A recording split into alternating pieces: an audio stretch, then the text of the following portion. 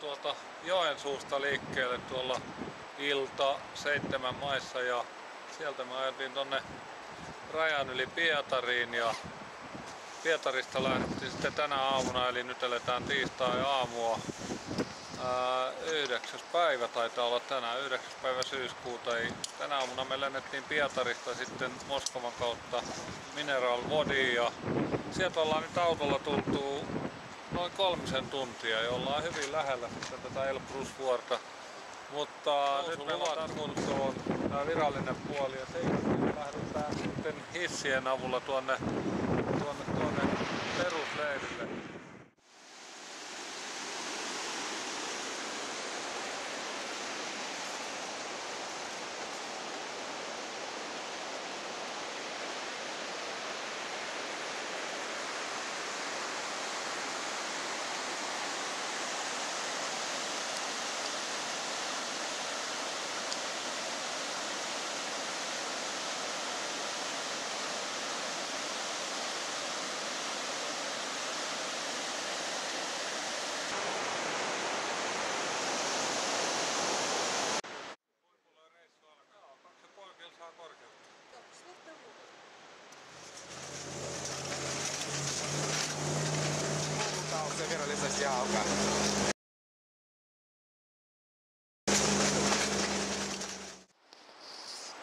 Me ollaan täällä Ultau laaksossa ja tässä on taustalla tämmönen kallio, jossa on muistomerkkiä kiipeilijöistä, jotka ovat menehtyneet tuonne jonnekin ja täällä on muistolaitos tässä kalliossa.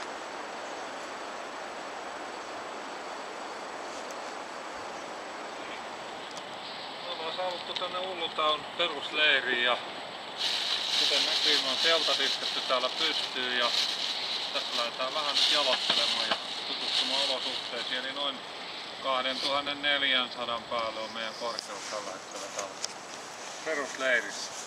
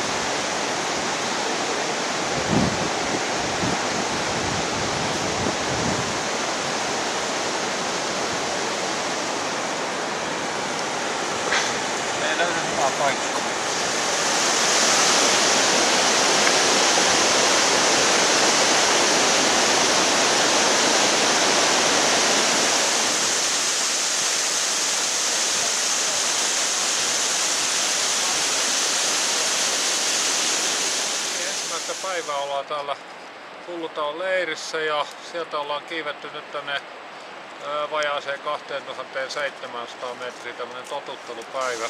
Matkalla tuli vettä aika lailla, käytiin semmoista vesiputousta katsomassa ja rupesi satamaan vettä ja oltiin sateen suojassakin jonkun aikaa ja sitten jatkettiin tänne ylemmän ja tällä hetkellä pilvet roikkuu aika alhaalla.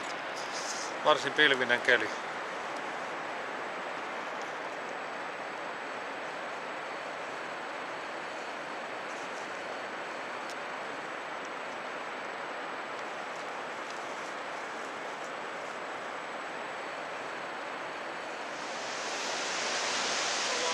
Ensimmäisen päivän tavoitteessa, eli ollaan tuolta perusleiristä noustu reiluun 2900 metriä. Tää oli etukäteen suunniteltu, että tänään tehdään tämmönen totuttelupäivä, käydään näissä korkeuksissa ja täältä palaillaan tuonne leirille sitten ja nukutaan siellä yö ja lähdetään huomenna sitten uusiin seikkailuihin.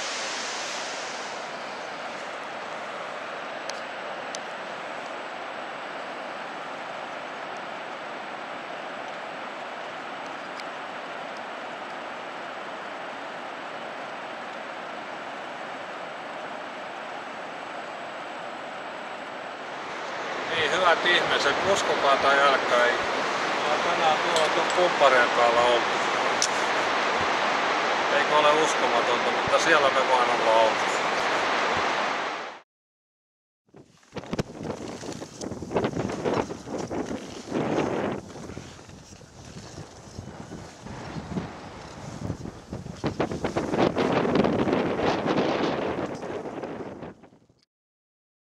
Nyt ollaan toista päivää täällä perusleirissä ja tehdään parasta aikaa lähtöä.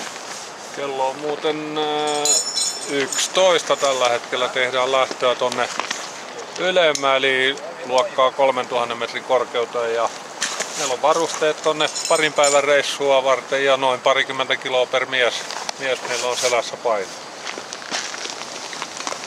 Ja hyvät kengät tietysti. Joo, täytyy olla jo lämpöiset kengät tonne ja kunnon kävelykengät.